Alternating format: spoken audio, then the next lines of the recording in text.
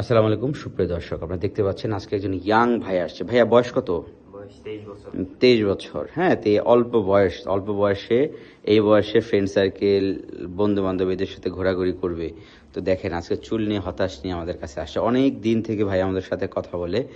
তো আজকে আমাদের রিকোয়েস্ট করেছিল অনেক আগে থেকে যে ভাই আমার হেয়ারলাইনটা সার্জারি করে দেন, তো সময়ের অভাবে মনে আসে নাই, অনেক আগেও কথা হয়েছিল। তো গতকালকে আমাদের বলেছে অ্যাডভান্স করেছে, বুকিং করেছে, তো আজকে ডেট দিয়েছিলাম। তো আজকে কি করব দেখেন, ওনার 23 বছর বয়সে দেখেন চুলের এই গোড়া এগুলো ফাঁকা করে ফেলছে, এইখানে ফাঁকা, এখানে ফাঁকা, এগুলো ফাঁকা হয়ে গেছে। আজকে কতটুকু লাগাবো দেখেন, আমরা 1700 গ্রাম বাজেট করেছি ওনার। এই যে দুই কোনাটা, এই হেয়ার লাইনটা এইভাবে করে, এইভাবে দুই কোনাটা সুন্দর করে মিলাবো, জাস্ট এটাকে বলে রিসিডিং হেয়ার লাইন।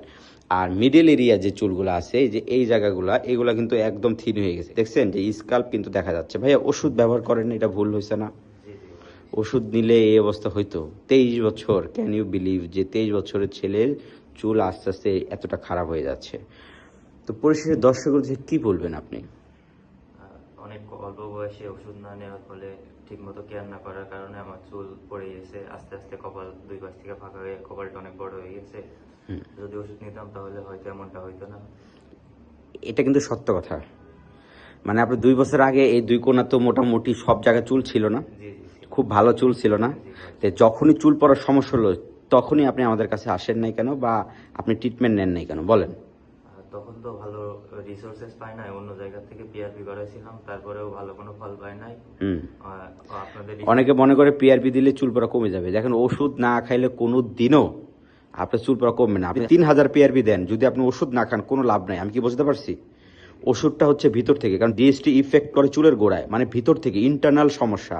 তো ইন্টারনাল সমস্যা ওষুধ আছে, যদি আপনি না ইউজ করেন সেক্ষেত্রে কোনো দিনও আপনার চুল পড়া বন্ধ হবে না। সো আসলে আমি পেশেন্টদেরকে বলবো যে বিভিন্ন জায়গায় দৌড়াদৌড়ি না করে যখন চুলটা পড়ে যায় ওই সময় আগেই ওষুধ নিতে হবে। তো এর না হলে এই 23 বছরে যে এরকম একটা কন্ডিশন নিয়ে আমাদের কাছে আসতে হবে, হতাশ হয়ে যাবেন।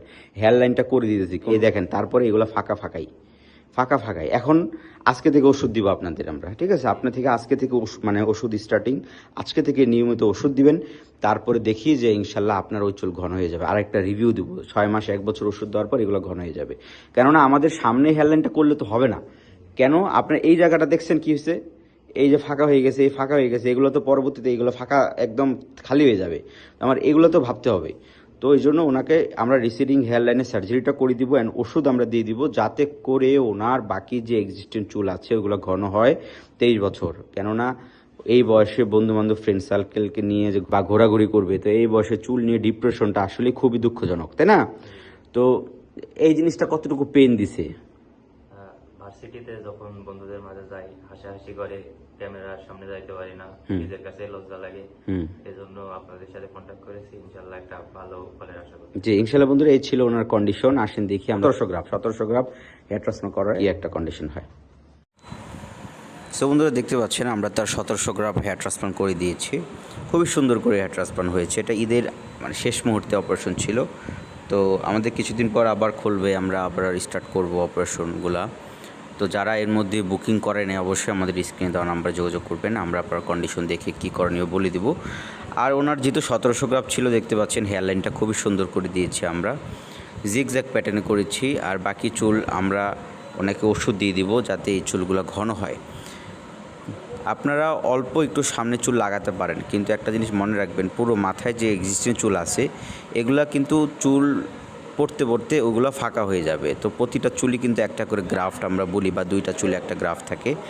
তো এর জন্য প্রতিটা চুলই আপনার জন্য মূল্যবান। এই মূল্যবান চুল যদি আপনার পড়ে যায়, তার মানে কত টাকা প্রতিদিন পড়তেছে ওইটাও একটু আপনারা একটু খেয়াল রাখবেন। সো ওনার এই 23 বছরে যখন আমাদেরকে 2 বছর আগে ছবি দিয়েছিল, ওই সময় মাথা ভর্তি চুল ছিল। তো উনি ওষুধ নেয়, অবহেলা করছে, গাফিলতি করছে, এর জন্য ওনার চুল আস্তে আস্তে পড়তেছে। তো এই হেয়ার ট্রান্সপ্লান্ট করলে কিন্তু কখনো চুল পড়া বন্ধ হবে না। আপনারা যতই সার্জারি করেন কিন্তু হেয়ার ফল কোনো দিন বন্ধ হবে না যদি আপনার ওষুধ না খান।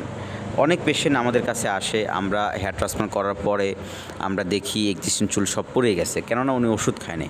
তো ওষুধটা অবশ্যই আপনাদের ক্যারি করতে হবে। আর এই ইতিমধ্যে যারা এই রিসেন্টলি হেয়ার ট্রান্সপ্লান্ট করবে, অলরেডি অনেক বুকিং আছে আমাদের, খোলার পরে আমরা কাজ শুরু করব। তারপরও আপনারা যদি 8-10 দিনের ভিতরে যারা সার্জারি করবেন অবশ্যই আমাদের স্ক্রিনে দেওয়া নাম্বারে যোগাযোগ করবেন। আমরা দেখা হবে নতুন একটা ভিডিওতে। আল্লাহ হাফেজ।